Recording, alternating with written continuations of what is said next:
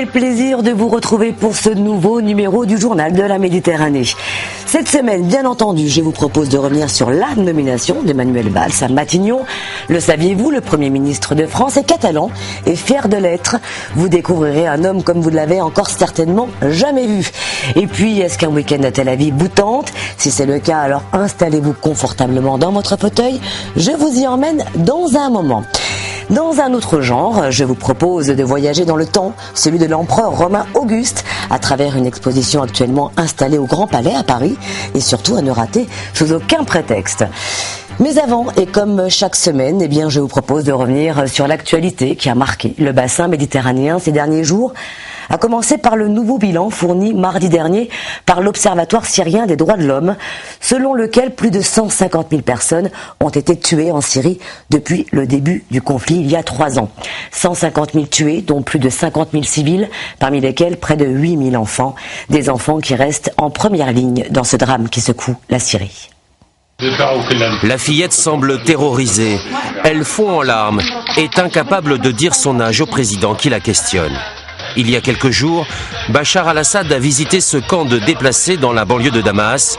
Image surréaliste sur fond musical d'un dictateur qui multiplie les signes d'affection à l'égard des enfants, alors qu'ils sont en première ligne dans le drame qui secoue la Syrie depuis 3 ans. Les enfants, la guerre débute le 15 mars 2011 lorsqu'une dizaine de jeunes est arrêtée et torturée pour avoir osé écrire « Le peuple veut la chute du régime » sur le mur de leur école. Les parents se révoltent, l'armée tire, les premières gouttes de sang viennent d'être versées. Aujourd'hui, une victime sur 10 est un enfant. Le régime n'hésite pas à bombarder les zones civiles. L'UNICEF tire la sonnette d'alarme. Les enfants souffrent de la pire des privations. Non seulement ils n'ont pas accès aux services de base, mais ils vivent quotidiennement sous les bombes, toujours sous la menace, et cela a un très fort impact physique et psychologique. La situation n'est guère plus enviable dans les camps des pays voisins. Plus d'1 million d'enfants y survivent, très peu bénéficient d'une aide psychologique. Même l'école reste un luxe. Les enfants n'ont pas d'avenir. Les plus âgés savent tout juste lire et écrire. Le plus jeune est illettré. Une génération dévastée. Rarement un conflit aura été aussi cruel avec les enfants. Et c'est très probablement une nouvelle année de souffrance qui s'ouvre pour eux. Aucune lueur d'espoir militaire ou politique ne s'esquisse en Syrie. Pas beaucoup plus de lueur d'espoir pour Myriam également, cette jeune Tunisienne qui a osé porter plainte pour viol contre 2 policiers tunisiens. L'affaire remonte à 2012, elle avait fait scandale en Tunisie, mais aussi à l'étranger. Ces agresseurs ont été condamnés lundi dernier à 7 ans de prison, un verdict bien décevant pour la défense de Myriam. La jeune femme a depuis publié un livre intitulé « Coupable d'avoir été violée », un ouvrage dans lequel elle raconte son combat contre l'omerta dans un pays où la sexualité est encore tabou. Je propose d'écouter son témoignage. C'est dans le bureau de son avocat à Paris que nous l'avons rencontrée. Le visage dissimulé, elle se fait appeler Myriam Ben Mohamed. Une jeune femme traumatisée après avoir été violée par 2 policiers tunisiens en septembre 2012. On était dans la voiture avec mon petit ami, ils sont venus et là ils m'ont emmené avec eux dans leur voiture.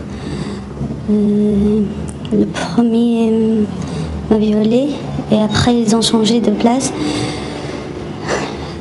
Elle a changé de place, le deuxième aussi m'a violée dans leur voiture. Alors le deuxième qui m'a violée, il m'a emmené vers ma voiture. Il m'a violée encore une fois dans ma voiture. Myriam est alors renvoyée de clinique en hôpitaux pour être examinée, puis de commissariat en commissariat pour parvenir à porter plainte, malgré les pressions des policiers. Chacun, à tour de rôle, il m'a ramené dans un coin, il me disait qu'il ne fallait pas porter plainte et que vos parents vont être au courant et tout ça. La justice tunisienne l'inculpe pour attentat à la pudeur. Des centaines de femmes tunisiennes descendent alors dans les rues pour la soutenir. L'affaire remonte jusqu'aux Nations Unies qui s'inquiètent pour le sort d'une victime devenue coupable. Myriam, elle, préfère quitter son pays pour venir en France. J'ai peur des familles de mes agresseurs. Déjà, j'ai eu plusieurs menaces. Donc j'ai peur qu'ils vont se venger après, surtout après que le jugement définitif. On voit bien qu'il y a une vraie question de société qui a été posée à la Tunisie, avec une femme qui immédiatement, parce qu'elle a été violée, s'est trouvée en position de devoir se justifier et qui a été accusée, véritablement accusée d'avoir été une sorte de tentation pour ces policiers. Et c'est là que ça pose un vrai problème de conscience à toute la Tunisie. Meriem Ben Mohamed a écrit un livre pour raconter son combat contre l'omerta, dans un pays où la sexualité est encore taboue, même si les femmes tunisiennes sont plus libres que dans les autres pays arabes. Retour en France où, après la défaite des socialistes aux élections municipales, le chef de l'État a dû changer son Premier ministre. C'est donc Manuel Valls qui s'installe à Matignon. La passation de pouvoir lundi dernier entre Jean-Marc Ayrault et le nouveau Premier ministre s'est déroulée de manière plutôt sobre. Il n'y a pas eu de franches accolades, mais une belle poignée de main. Et dès le lendemain, Manuel Valls a nommé ses ministres, 16 au total, une parité homme-femme parfaite. Et puis, il y a un autre aspect à cette nomination, et pas des moindres, notamment pour les Catalans, puisque pour la première fois, le Premier ministre de la France est né à l'étranger, en l'occurrence en Espagne. De son vrai nom, Manuel Carlos Valls Galfetti, est né à Barcelone précisément. Inutile de dire que le nouveau patron de Matignon fait la fierté du pays, où il a naturellement fait la une de la presse cette semaine. À Barcelone aussi, il est l'homme du jour. Son visage fait la une de tous les quotidiens et la fierté des Espagnols. Oui, tout ce qui fait briller la Catalogne au sein de l'Europe, c'est fantastique. C'est très bien. Je me sens à la fois fier et content. Car c'est dans la capitale catalane que la promotion de Manuel Valls suscite le plus d'émotions. Et spécialement dans cette rue. Ici vit la sœur cadette du nouveau Premier ministre. C'est là qu'elle a appris la nomination de son frère aîné. J'ai parlé avec lui hier après-midi en lui envoyant beaucoup de courage, car je sais qu'il était aussi dans un état un peu embêté, inquiet, et en même temps il se retrouve vraiment devant quelque chose de très grand pour lui et pour nous aussi. L'histoire des Valls, c'est celle de l'exil, racontée dans ce livre. Il rassemble quelques photos d'une famille fuyant la dictature franquiste pour la patrie des droits de l'homme. Le père, la mère et 2 enfants nés en Espagne mais qui grandiront à Paris. Manuel Valls, bébé proche de sa mère, inspiré par son père républicain. Je suis très fière de mon frère, mais je suis avant tout fière de mon père, peintre Xavier Valls, qui est parti en 1949 en France.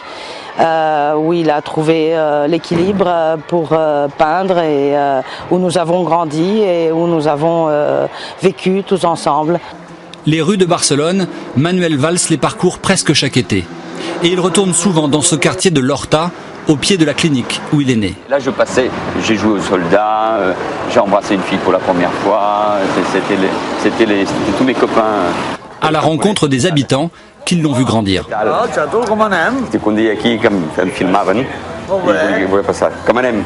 Naturalisé français à 20 ans, le nouveau Premier ministre parle l'espagnol couramment, mais surtout le catalan, dont il se sert pour comparer ces 2 pays. Je crec que, a més, algú, un home o una dona de 50 anys que arriba al poder té una energia que no té amb unes carreres polítiques tan llargues com a França, que arriben al poder cansats i sense visió de la societat. L'homme politique est aussi un homme de tribune, passionné de football et du FC Barcelone.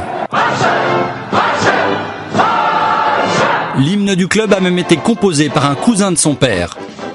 Un véritable passeport catalan. Et pour info, on peut également relever qu'Anne Hidalgo, élue maire de Paris, la première femme à être maire de la capitale française, est pour sa part andalouse.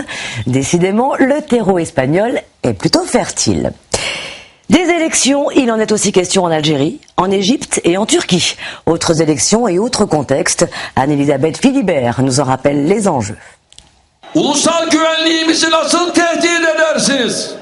C'est au balcon du siège de l'AKP, le parti au pouvoir à Ankara, que Recep Tayyip Erdogan a célébré son triomphe électoral devant des milliers de supporters.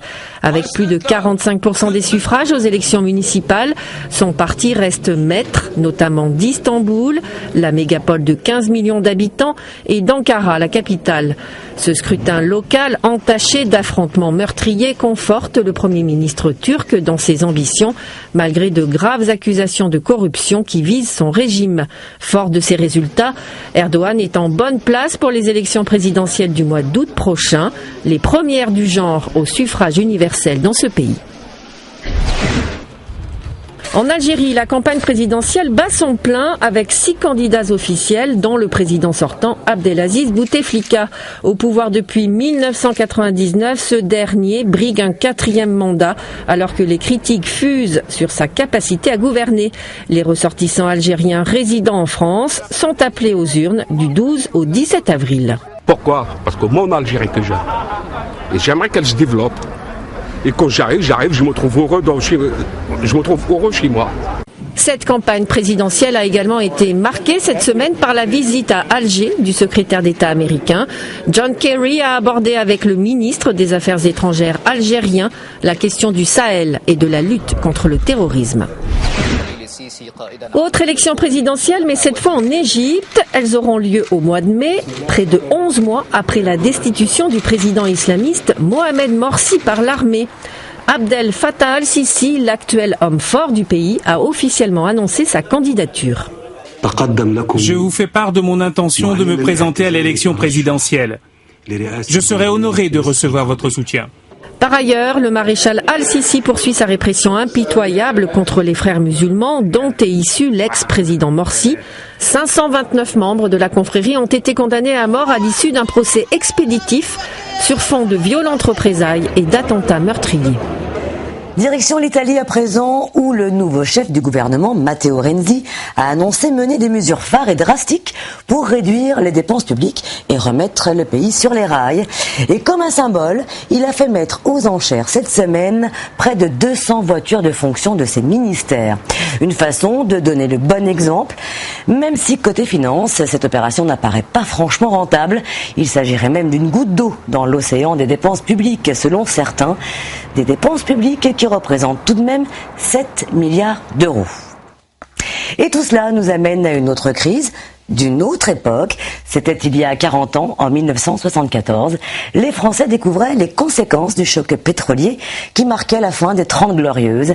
C'est à ce moment-là que nos modes de vie ont radicalement changé. C'était l'époque de l'insouciance et de la croissance. 1970, pas de limitation de vitesse sur autoroute. Le litre d'essence à 1 franc, la DS dope les ventes de Citroën, le trafic aérien décolle et les usines tournent à plein régime. La consommation de pétrole explose, mais la production, elle, a déjà du mal à suivre. Les Français ne le savent pas encore, mais c'est bientôt la fin des 30 Glorieuses. 1973, le 6 octobre, la guerre du Kippour éclate. La Syrie et l'Égypte attaquent Israël pour reconquérir le plateau du Golan. Pour punir ceux qui soutiennent Israël, les principaux pays exportateurs de pétrole décident d'augmenter le prix du baril de 70% et de réduire la production de 5% chaque mois. En France, les compteurs de pompes à essence s'emballent.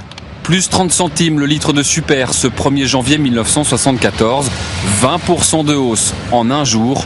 Un coup de massue. Que pensez-vous de la hausse sur l'essence, monsieur? Personnellement, ça va me gêner beaucoup, certainement. Je pense qu'il y a un abus vis-à-vis du public. C'est quand même scandaleux. J'en subis les conséquences comme tout le monde. Pour économiser l'essence auto, nous avons donc décidé de limiter la vitesse à 90 km à l'heure sur toutes les routes de France. Il y a aussi le changement d'heure, l'interdiction des enseignes lumineuses après 22 heures et une campagne de publicité. Vous verrez, en France, on n'a pas de pétrole, mais on a des idées. Au-delà des transports, c'est toute l'économie qui s'enraye, car avec le cours du pétrole, tous les prix grimpent. L'industrie est à la peine, dans la chimie, dans le textile. On recourt au chômage partiel et on licencie. Durant toute la décennie 70, la chasse au gaspillage restera une priorité nationale et tout le monde s'y met. Depuis, à part quelques courtes accalmies, Les cours du baril de pétrole n'ont cessé de grimper jusqu'à aujourd'hui, et le prix des carburants avec. Une hausse que relativisent les économistes. Ce qui compte pour savoir quel est le prix réel de quelque chose, c'est combien de temps vous devez travailler pour vous l'offrir. Et si vous regardez ça, vous vous rendez compte que le prix réel du carburant aujourd'hui est inférieur à ce qu'il était en 1970. Début 73, un Français au SMIC pouvait en effet se payer 3,5 litres de super avec 1 heure de salaire. 40 ans plus tard, plus de 6 litres de sans-plomb. Le carburant pèse donc moins lourd aujourd'hui dans le budget d'un ménage qu'avant le premier choc pétrolier, même si les économies des pays industrialisés, elles, ne s'en sont jamais vraiment remises. Depuis ces années françaises de vaches maigres, 40 ans plus tard, et même si ça n'est pas toujours très évident à entendre, l'économie se porte tout de même un peu mieux dans certains secteurs, à l'image du leader dans le matériel de plongée, l'entreprise marseillaise Beuchat. À 80 ans, la société est en pleine forme et elle le peut. Elle affiche quand même un chiffre d'affaires de plus de 18 millions d'euros. Ça fait envie. L'aventure a commencé en 1934 avec Georges Beuchat, un jeune plongeur marseillais débordant d'idées. En perfectionnant le matériel rudimentaire de l'époque, il va mettre au point une multitude d'inventions, toutes révolutionnaires. De son imagination fertile sortiront les premières palmes à tuyères, les arbalètes sous-marines, les bouées de surface, les caissons photo-étanches et surtout la première combinaison isotherme qui permettait de plonger par toute température. 80 ans plus tard, sa société est toujours là. Elle a certes changé 2 fois de propriétaire, mais ce sont toujours des Marseillais qui maintiennent l'activité en place. Marseille, ce sont les origines de la marque, c'est là que tout a démarré, au bord de la mer, dans les calanques à Sormiou, donc c'est vraiment son ADN. Et nous, qui la dirigeons, nous sommes Marseillais, on est très attachés à notre région, à notre territoire, et tant que nous pouvons travailler et développer cette entreprise et cette marque localement, nous souhaitons le faire. Une centaine d'employés, 1600 références présents partout en Europe, distribués dans le monde entier, Beuchat est aujourd'hui leader mondial en chasse sous-marine et parmi les meilleures marques internationales en plongée et sport sous-marin. Détenteur de plusieurs centaines de brevets, innovant sans cesse, la marque à l'Espadon a toujours une longueur d'avance sur sa concurrence grâce à un savant dosage de haute technologie et de savoir-faire humain. Quand on travaille, il faut faire attention de ne pas se tromper dans la longueur des flèches, de la longueur du fil, la longueur du tube, parce que chaque fusil a sa taille et sa flèche qui correspond à la longueur de son dos, tout ça. Une minutie incontournable pour des produits censés assurer la sécurité, voire la survie de leurs utilisateurs. Avec 60% de son chiffre d'affaires à l'export, Beuchat veut continuer à nager dans la cour des grands, sans complexe franco-français. On a tendance un petit peu à l'oublier, à ne parler que des choses qui sont négatives, mais je crois qu'on vit dans un pays qui a énormément d'avantages. Il faudrait qu'on enlève un peu les boulets qu'on se traîne nous-mêmes. Lâcher du lest et prendre une bonne bouffée d'oxygène, c'est sans doute la recette idéale pour les entrepreneurs qui souhaitent nager en toute sécurité. Prenons le large et surtout prenons le temps d'une visite inédite et surprenante à Tel Aviv en Israël. Une ville moderne et bouillonnante qui se donne des airs de New York au Moyen-Orient. Une ville, dit-on, qui ne dort jamais.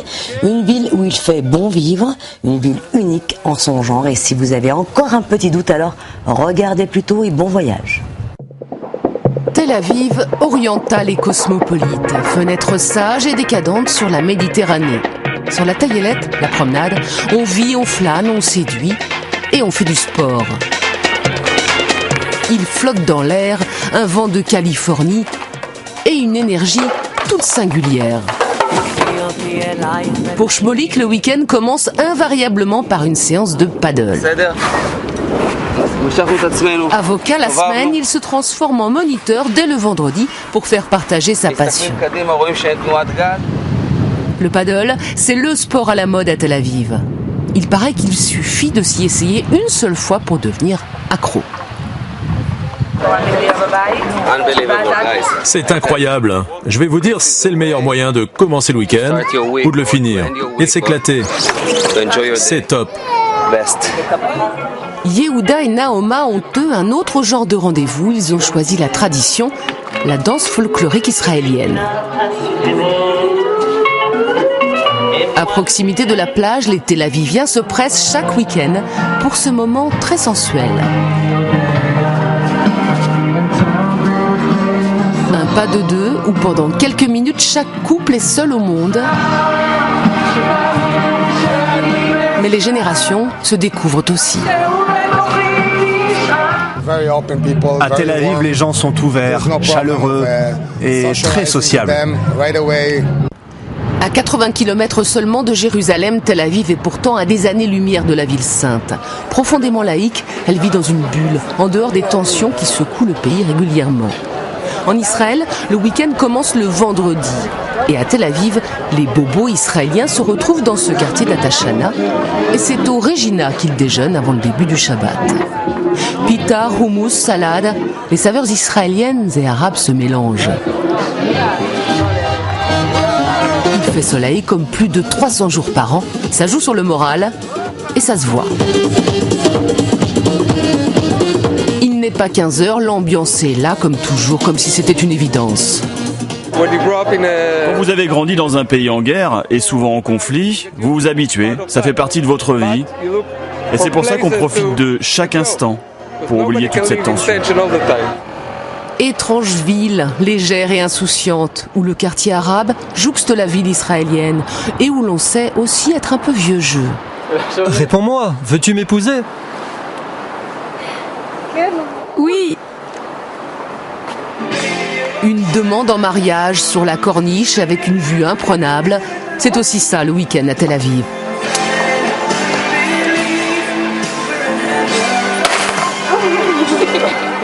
On surnomme la mégapole israélienne la ville qui ne dort jamais. Ici, c'est un hymne permanent à la fête. Nous retrouvons Shmolik, l'avocat. Il a troqué le paddle pour une basse. La fête commence à peine. Ils iront jusqu'au bout de la nuit. Tel Aviv, ville de fête et ville cosmopolite, dans le même genre, Jaffa, la partie sud ancienne de la ville, n'est pas en reste. C'est là qu'est né Pierre Dulaine, quadruple champion du monde de danse de salon. Et c'est là qu'il a surtout décidé de revenir pour monter un projet un peu fou. Réaliser un film documentaire dans lequel il fait danser des enfants juifs et palestiniens ensemble.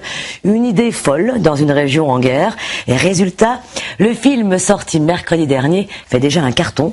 Alors aux questions, danser peut-il changer la face du monde ? Danser peut-il faire se rapprocher les peuples ? La réponse est oui. T-A-N-G-O. Pierre Dulaine croit dur comme fer que la danse de salon peut changer le monde. Il utilise le tango, le swing ou la rumba pour semer chez les plus jeunes la graine de la tolérance. Né à Jaffa en 1944, ce danseur élégant, quadruple champion du monde, a quitté la ville à 4 ans avec sa mère palestinienne et son père irlandais. À l'hiver de sa vie, il est revenu avec un projet fou que raconte ce documentaire, faire danser des enfants palestiniens et de jeunes Israéliens ensemble. But I understand, it's very difficult. But it is not a program only for the steps. Il réussit à convaincre 5 écoles et 150 enfants de participer au programme étalé sur 10 semaines. Même si dans les deux camps, les préjugés sont multiples. إنه ديننا بيسمحش إنه ولد يرقص مع بنت مع إنهم أطفال. May I have this dance, please? Au début, certains enfants refusent même de se toucher les mains. What is this? What is this? Pierre Dulaine s'obstine et parfois il se fâche.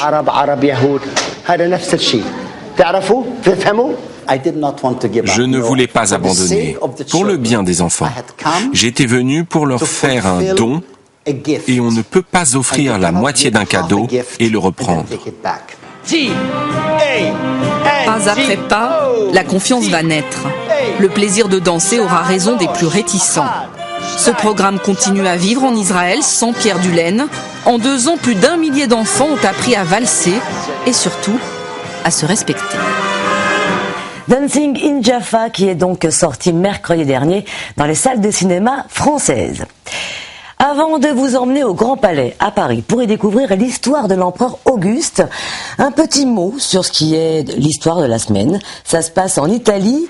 2 toiles de maître signées Gauguin et Bonnard, volées au début des années 70 à une riche famille londonienne et estimées à des millions d'euros, viennent d'être retrouvées. Elles ornaient depuis plus de 40 ans les murs de la cuisine d'un ouvrier. Ce dernier dit les avoir achetées en toute bonne foi pour 23 € lors d'une vente aux enchères. Et c'est son fils qui a révélé l'existence de ces 2 toiles en cherchant à les faire estimer. 2 chefs-d'œuvre désormais confinés dans la réserve des carabiniers. Et ils ne seront restitués à leurs propriétaires que si ils en font la demande.